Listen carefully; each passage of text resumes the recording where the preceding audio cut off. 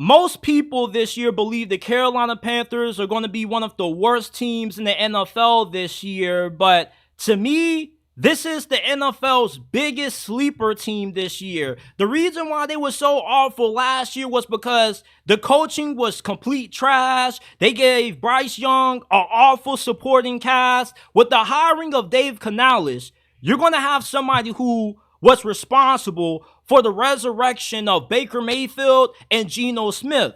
So at this moment, Bryce Young is in a similar situation to what Tua Tagovailoa was when the Dolphins decided to fire Brian Flores and bring in Mike McDaniel. You're going to have a guy in Dave Canales that's going to be able to speak to Bryce Young, who's going to put him in a better system to maximize what he did so well coming out of Alabama, which was a large reason why they went out and they got a guy like Deontay Johnson. Because with Dave Canales running a quarterback-friendly offense that's going to be based off getting the ball out fast, short intermediate passes, you need a wide receiver that can not only get off the line but can run great routes and create a lot of separation.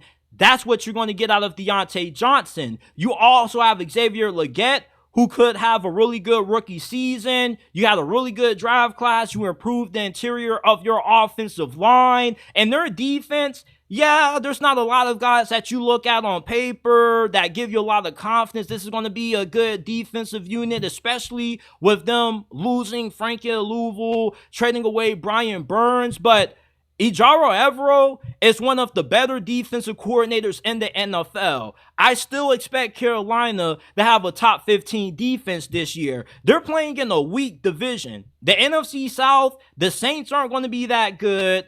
Dennis Allen could potentially get fired. Todd Bowles and the Buccaneers, they've overachieved the last 2 years. I think that their luck is going to run out this year. They're going to take a step back with them losing Dave Canales.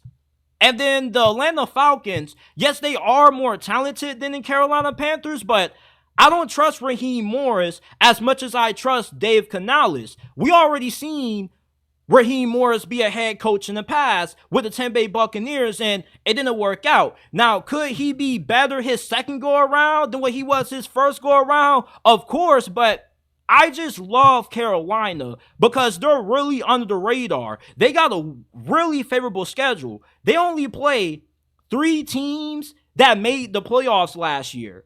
The rest of the teams that they played weren't playoff caliber. And they have the ability to win anywhere between 8 to 10 games this year with how easy this division is going to be if you end up getting improved quarterback play out of Bryce Young, which you should. If Dave Canales can get the best out of Geno Smith, who was nothing but a good backup at best, then imagine what he's going to do with Bryce Young. There's a reason why Bryce went number 1 overall. It's because he throws with great anticipation. He has really good accuracy, throwing in between the numbers. I really believe Bryce Young's rookie season was compromised because of the poor supporting cast that Carolina had, the awful coaching that they had.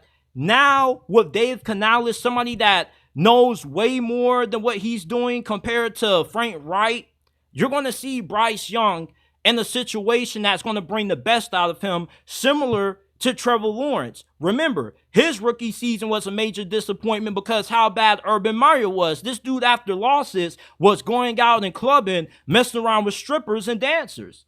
You got a guy in Dave Canales that everywhere he's been a major part in helping guide the resurgence of 2 of the biggest insanity runs in the NFL over the last couple of years. So if he can help Geno Smith and Baker Mayfield resurrect their careers, I believe he is the best coach that Carolina could have hired for Bryce Young.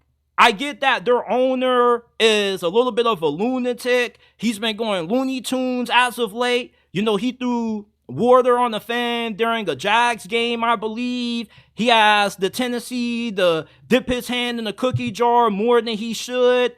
But I really believe that Carolina is good enough to win the NFC South this year. I get that they're not a dependable team in terms of, you know, all the dysfunction that they have going on from a front office standpoint. But you can say the same thing with the other three teams in this division as well. I mean, the Atlanta Falcons needed an edge rusher. They ended up drafting Michael Penix with the 8th overall pick, despite them signing Kirk Cousins in free agency.